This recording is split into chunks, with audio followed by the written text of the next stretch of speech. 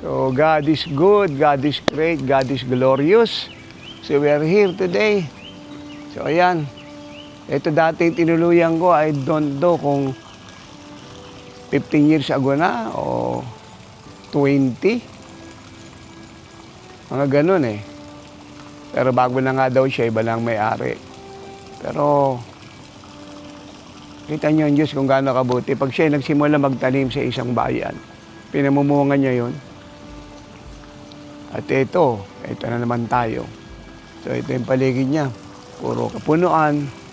Yung surroundings niya ay Pilipinong-Pilipino. Actually sa kabila niya ang dagat.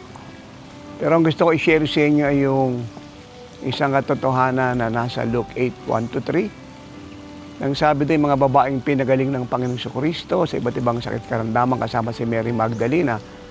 Dinilibin niya sa 7 demonyo. Si Joanna, si Chusa, at marami pang ibang hindi binanggit ang pangalan. Lahat sila ay nagtalaga ng kanilang ari-arian sa Panginoon. So yun po yung dapat nating maintindihan mga minamahal eh.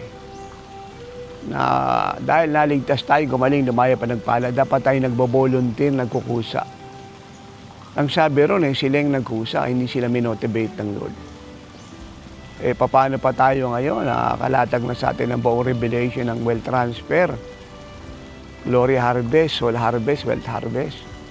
Kaya ako'y naniniwala na puno ang puso nyo ng pananabik na mag-first fruit.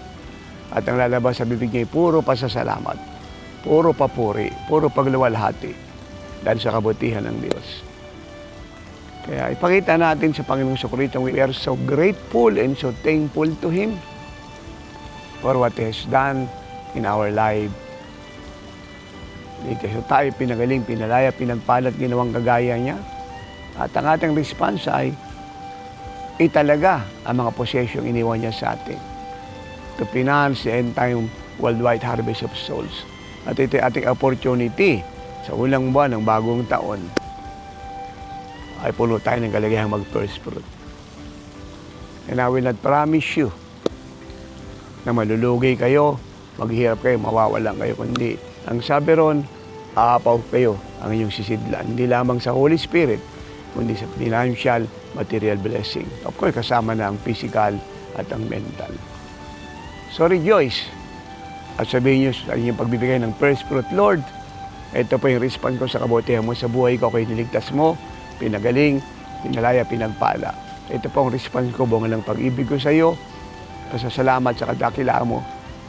Pagamat hindi po ito sapat, pero dahil karapat dapat kasusunod po ako. Ito ang aking first fruit. And praise God. Heaven is wide open to Jesus worldwide ministries and expect tremendous harvest. And all God's people say, I have no option but to increase, to expand, to multiply, and multiply, and multiply. Hanggang lahat ng kasagalang ipinangako ng Ama ay sumaakin. Amen and amen.